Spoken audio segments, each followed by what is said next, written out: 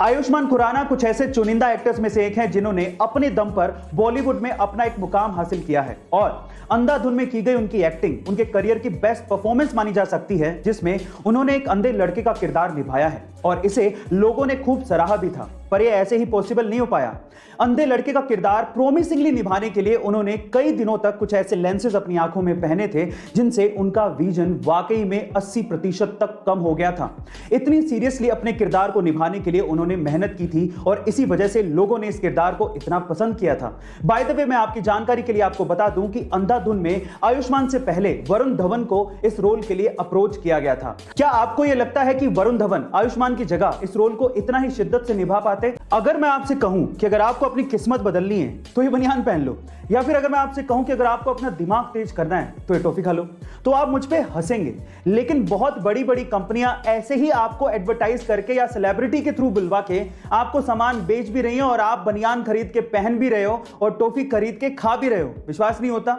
Lux Cozi, अपना luck पहन के चलो, ऐसे कह के वो बनियान को लक से जोड़ रहे हैं। लक्स कोजी, अपना लक पहन के चलो बाबा।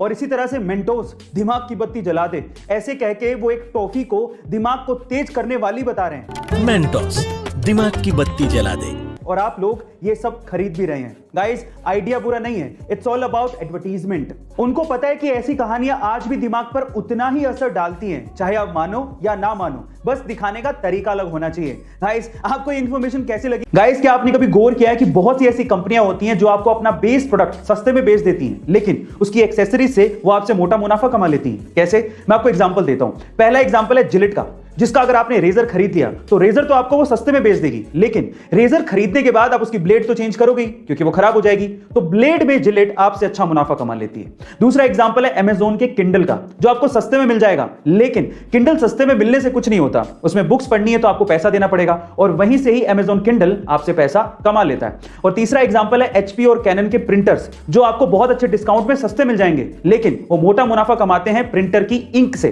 क्योंकि आपको प्रिंटर में रिफिल करने के लिए इंक तो चाहिए, तो वहां से वो आपसे अच्छा मुनाफा कमा लेती हैं। गाइस, यही होती है कला, मुनाफा कमाने की या पैसा कमाने की। गाइस, आपको ये जानकारी कैसी लगी? ये बात है 1980 की, जब महाराष्ट्र के जलगांव डिस्ट्रिक्ट के अमलनेर गांव में रहने वाले मोहम्मद अनवर के पिता की अचानक से मौत हो गई। उनकी मौत के बाद पीछे जायदाद में एक खेत था जिसे मोहम्मद अनवर के अलावा 3 भाइयों में बराबर से बांट दिया गया, लेकिन मोहम्मद अनवर ने उस जमीन के टुकड़े को 80,000 रुपए में बेच दिया और एक ब्रोकर सतीश शाह के कहने पर 10,000 रुपए विप्रो कंपनी में इन्वेस्ट कर दिए और 100 शेयर्स विप्रो कंपनी के खरीद लिए।